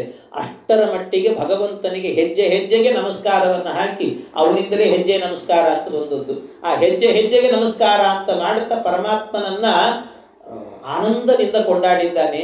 ಆದ್ದರಿಂದ ವಂದನ ಭಕ್ತಿಯನ್ನು ಮಾಡಿ ಪರಮಾತ್ಮನ ಅನುಗ್ರಹಕ್ಕೆ ಪಾತ್ರನಾದವನು ಅಕ್ರೂರ ಅಂತ ಹೇಳ್ತಾರೆ. ಅಕ್ರೂರಸ್ತ್ವಭಿವಂದನೆ. ಇನ್ನು ದಾಸ್ಯಭಕ್ತಿಗೆ ನಿದರ್ಶನ ಯಾರು ಅಂತ ಹೇಳಿದರೆ, ದಾಸ್ಯಭಕ್ತಿಗೆ ಹನುಮಂತ ದೇವರು. ಕಪಿಪತಿ ದಾಸ್ಯೇ ಕಪಿಪತಿ ಅಂದರೆ ಹನುಮಂತ ದೇವರು. ಎಂಥ ಅದ್ಭುತ! ಯಾವ ಅಪೇಕ್ಷೆ ಇಲ್ಲದೇನೆ ನಿರ್ವ್ಯಾಜವಾದಂತಹ ಭಾವದಿಂದಾಗಿ ಸಮುದ್ರವನ್ನು ಹಾರಿ ಸೀತಾ ಸಂದೇಶವನ್ನು ತಂದು ಭಗವಂತನಿಗೆ ಒಪ್ಪಿಸಿ ಎಲ್ಲ ಮಾಡಿದರು. ಇಷ್ಟೆಲ್ಲ ಮಾಡಿದರೂ ಕೂಡ ಏನಾದರೂ ಬೇಕಾ ನಿನಗೆ ಅಂತ ಕೇಳಿದರೆ, ಏನು ಕೊಡ್ಲೋ ನಿನಗೆ ಹನುಮಂತ, ಏನು ಕೇಳು, ಏನಾದರೂ ಕೊಡ್ತೀನಿ ಅಂತ ಹೇಳಿದರೆ ಹನುಮಂತ ದೇವರು ಹೇಳಿದರು, ದೇವರೇ ನನಗೇನು ಬೇಡ, ಅಷ್ಟಾಗಿ ಕೊಡ್ತೀ ಅಂತ ಆದರೆ ಏನು ಕೊಡಬೇಕು ಅಂತಂದರೆ ನನಗೆ ಸದಾ ಕಾಲದಲ್ಲೂ ಕೂಡ ನಿನ್ನ ಕಥಾಮೃತವನ್ನು ಪಾನ ಮಾಡುವ ಯೋಗ ಕೊಡು. ಸದಾ ರತಿ ತ್ವಯ್ಯಚಲೈಕ, ನಿನ್ನಲ್ಲಿ ಯಾವಾಗಲೂ ಕೂಡ ನಿನ್ನ ಕಥೆ ಹೇಳ್ತಿರಬೇಕು. ಅಷ್ಟೇ ಅಲ್ಲ, ನನ್ನ ಮನಸ್ಸಿನಲ್ಲಿ ನಿನ್ನ ಪಾದಾರವಿಂದದಲ್ಲಿ ಭಕ್ತಿ ಉಮ್ಮಳಿಸ್ತಿರಬೇಕು, ಹೆಚ್ಚೆಚ್ಚಾಗ್ತಿರಬೇಕು. ಯಾವಾಗಲೂ ಪ್ರವರ್ಧತಾಂ ಭಕ್ತಿ ರಲಂ ಕ್ಷಣದಲ್ಲೂ ಇಷ್ಟ. ಇದು ಬಿಟ್ಟು ಇನ್ನೇನು ಬೇಡ.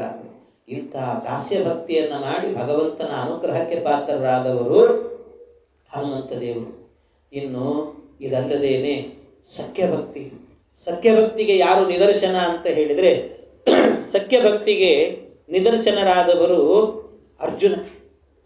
ಯಾಕೆ ಅಂದರೆ ಅರ್ಜುನ ಕೃಷ್ಣ ಮಲಗಿದ್ದಂತೆ, ದುರ್ಯೋಧನ ಅರ್ಜುನ ಇಬ್ಬರು ಹೋಗಿ ನನ್ನ ಕಡೆಗೆ ಬರಬೇಕು ಅಂತ ಯುದ್ಧಕ್ಕೆ ನನ್ನ ಪಾರ್ಟಿಯಲ್ಲಿರಬೇಕು. ದುರ್ಯೋಧನ ಬಂದು ಕೃಷ್ಣ ಎದ್ದ, ಕೇಳಿದ, ಏನು ಬೇಕು, ಏನು, ನೀನು ಯುದ್ಧದಲ್ಲಿ ನನ್ನ ಕಡೆಗೆ ಸೇರಬೇಕು ಅಂತ ಇವನು ಹೇಳಿದ ದುರ್ಯೋಧನ. ಅದಕ್ಕೆ ಅರ್ಜುನನು ಅದಕ್ಕೆ ಬಂದಿದ್ದ, ಸುಮ್ಮನೆ ಇದ್ದ. ಆದರೆ ಕೃಷ್ಣನೇ 2 ಆಪ್ಷನ್ ಕೊಟ್ಟನಂತೆ. ಕೃಷ್ಣ ಹೇಳಿದ, ಒಂದು, ಸಶಸ್ತ್ರವಾಗಿ ಇಡೀ ಯಾದವ ಕುಲ ಒಂದು ಕಡೆ ಇದೆ, ಶಸ್ತ್ರ ಹಿಡ್ಕೊಂಡು ಬರ್ತಾರೆ. ನಿರಾಯುಧನಾಗಿ ನಾನೊಬ್ಬನೇ ಒಂದು ಕಡೆ ಇದ್ದೇನೆ, ಯಾವುದು ಬೇಕೋ ಆರಿಸ್ಕೊಳ್ಳಿ ಅಂತ. ದುರ್ಯೋಧನ ಮೊದಲು ಹೇಳ್ಬಿಟ್ನಂತೆ, ನಿರಾಯುಧನಾದಂಥ ದನ ಕಾಯೋ ಹುಡುಗ ನಿನ್ನನ್ನು ತಗೊಂಡು ನಾನೇನು ಮಾಡಲಿ, ಶಸ್ತ್ರ ಹಿಡ್ಕೊಂಡಿರುವಂಥ ಯಾದವ ಕುಲ ಕೊಡು ನನಗೆ ಅಂತಂದ.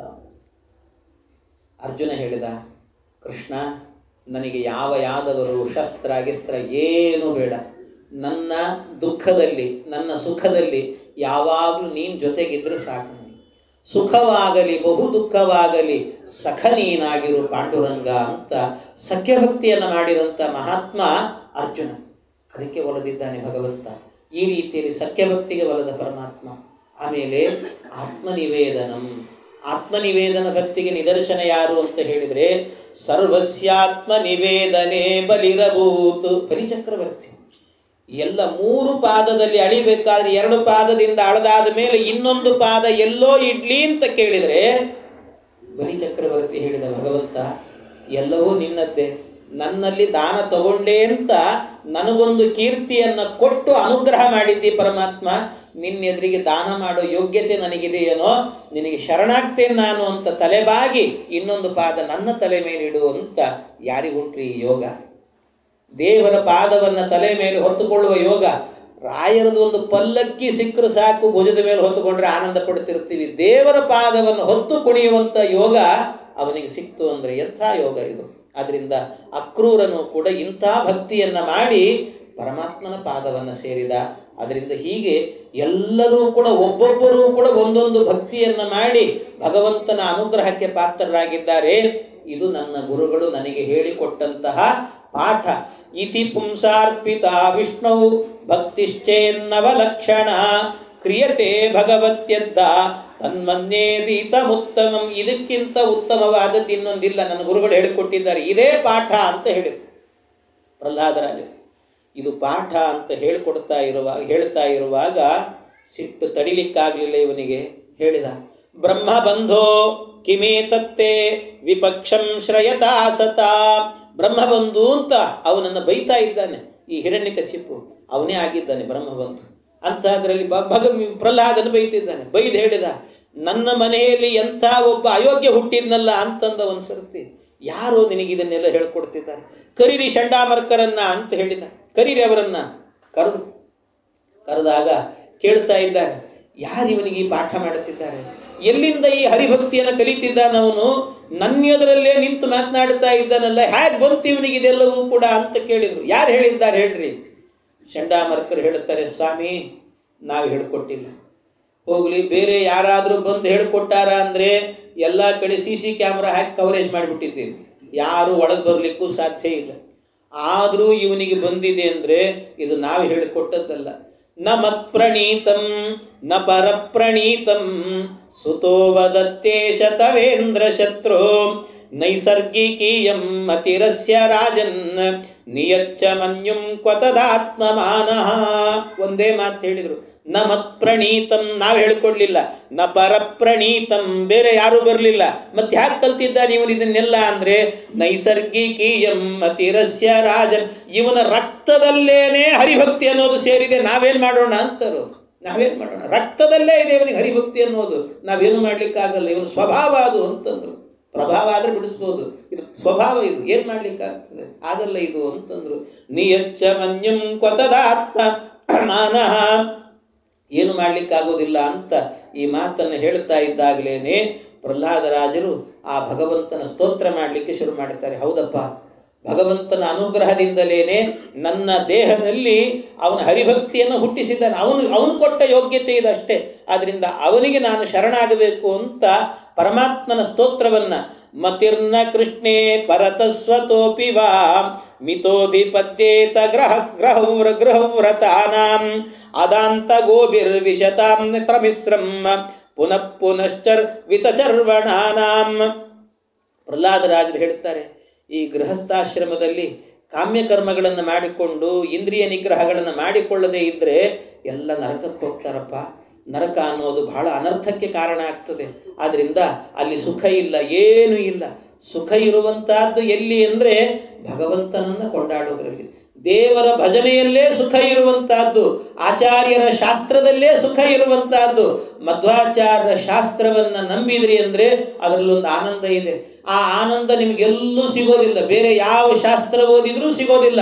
ಆಚಾರ್ಯರ ಶಾಸ್ತ್ರದಲ್ಲಿ ತನ್ಮಯರಾಗಿ ಮುಳುಗ್ರಿ, ಅದೊಂದು ಸಮುದ್ರ ಅದು ಅಂತಾರೆ. ಸಮುದ್ರ ಅದು, ಸಮುದ್ರದಲ್ಲಿ ಒಮ್ಮೆ ಹಾರ್ರಿ, ನೀರಿದೆ ಅಂತ ಹೆದರಬೇಡ್ರಿ, ಮುಳುಗ್ರಿ. ನಿಮಗೆ ಈಜು ಬಂದರೆ ದಡ ಸೇರ್ತೀರಿ, ಆನಂದದಿಂದ ಇರ್ತೀರಿ. ಈಜು ಬರಲಿಲ್ಲ ಮುಳುಗ್ತೀರಿ, ಮುಳುಗಿದೆ ಏನೋ ಆಯಿತು ಅಂತ ಹೆದರ್ಲಿಕ್ಕೆ ಹೋಗಬೇಡ್ರಿ. ಅದಕ್ಕೆ ಇನ್ನೊಂದು ಹೆಸರೇನು ಗೊತ್ತು, ಸಮುದ್ರಕ್ಕೆ ರತ್ನಾಕರ ಅಂತ ಹೆಸರು. ಮಧ್ವಾಚಾರ್ಯರ ಶಾಸ್ತ್ರವೆಂಬಂಥ ಸಮುದ್ರ ಇದು ರತ್ನಾಕರ. ನೀವು ಮುಳುಗಿದ್ರೆ ಇಲ್ಲಿ ಸಿಗೋದೆಲ್ಲ ಬರೀ ರತ್ನಗಳೇ ಸಿಗ್ತದೆ ಹೊರತು ಯಾವುದೇ ರೀತಿಯಾದಂಥ ಕಪ್ಪೆ ಮೊಸಳೆ ಗಿಸಳೆ ಸಿಗೋದಿಲ್ಲ ಇಲ್ಲಿ ಯಾವುದು ಕೂಡ. ಇಲ್ಲೆಲ್ಲ ರತ್ನವೇ ತುಂಬಿದ್ದಾವೆ. ಆದ್ದರಿಂದ ಅಂಥ ಶಾಸ್ತ್ರ, ಅದರಿಂದ ಅದನ್ನು ಓದಬೇಕಪ್ಪ, ಯಾವಾಗಲೂ ಭಗವಂತನ ಧ್ಯಾನ ಮಾಡಬೇಕು ಅಂತ ಈ ರೀತಿಯಲ್ಲಿ ವೈಷ್ಣವ ಸಿದ್ಧಾಂತವನ್ನೆಲ್ಲ ಬೋಧನೆ ಮಾಡಲಿಕ್ಕೆ ಶುರು ಮಾಡುತ್ತಾರೆ. ಇದನ್ನೆಲ್ಲ ಕೇಳುವಾಗ ಅವನಿಗೆ ಸಿಟ್ಟು ಬರ್ತದೆ. ಸಿಟ್ಟು ಬಂದು ಆಗ ಹೇಳ್ತಾನೆ, ವದ್ಯತಾಂ ಆಶ್ವ ಎಂಬದ್ಯೋ ನಿಸ್ಸಾರಯತನೈರುತಾ. ಕೊಂದು ಹಾಕ್ರಿ ಇವನನ್ನು ಅಂತಂದ. ನಿಲ್ಲಿಸ್ಬೇಡ್ರಿ ಇವನನ್ನು, ಕೊಂದು ಬಿಡ್ರಿ ಅಂತಂದು. ಕೊಂದು ಬಿಡ್ರಿ ಅಂದರೆ ಅವರೆಲ್ಲ ಯೋಚನೆ ಮಾಡಿದ್ರಂತ ಸೈನಿಕರೆಲ್ಲ, ನಾವು ಕೊಲ್ಲೋದು ಬೇಡ, ಏನಾದರೂ ಸಣ್ಣ ಹುಡುಗ ನಮ್ಮ ಎದುರಿಗೆ ಬೆಳೆದಿದ್ದಾನಲ್ಲ ಅದರಿಂದ ಬೇಡ, ಪಕ್ಕದ ಊರಿನಿಂದ ಒಬ್ಬ ಮಾಂತ್ರಿಕನನ್ನು ಕರೆಸೋಣ ಅಂತ ಪಕ್ಕದ ಊರಿಗೆ ಹೇಳಿ ಕಳಿಸಿದ್ರಂತೆ. ಒಬ್ಬ ಮಾಂತ್ರಿಕ ಬರಲಿ, ಅವನಿಂದ ಆಭಿಚಾರಿಕ ಹೋಮ ಮಾಡಿ ಒಂದು ಭೂತ ಸೃಷ್ಟಿ ಮಾಡಿ ಆ ಭೂತದಿಂದ ಕೊಲ್ಲಿಸೋಣ ಇವನನ್ನು ಅಂತ ಯೋಚನೆ ಮಾಡಿ ಪಕ್ಕದ ಊರಿಗೆ ಹೇಳಿ ಕಳಿಸಿದ್ರಂತೆ. ಆ ಮಾಂತ್ರಿಕನಿಗೆ ಹೇಳಿ ಕಳಿಸಿದ್ದಾರೆ. ಆ ಮಾಂತ್ರಿಕ ಹೇಳಿದ್ನಂತೆ, ಇವತ್ತು ನನಗೆ ಬೇರೆ ಕೆಲಸ ಇದೆ, ಅದರಿಂದ ನಾಳೆ ಬರ್ತೀನಿ ಎಂದಂತೆ. ನಾಳೆ ಏನಾಗ್ತದೆ ಅಂತ ನೋಡೋಣ ಅಂತ ಹೇಳ್ತಾ ಕೃಷ್ಣ ಅರ್ಪಣಮಸ್ತು.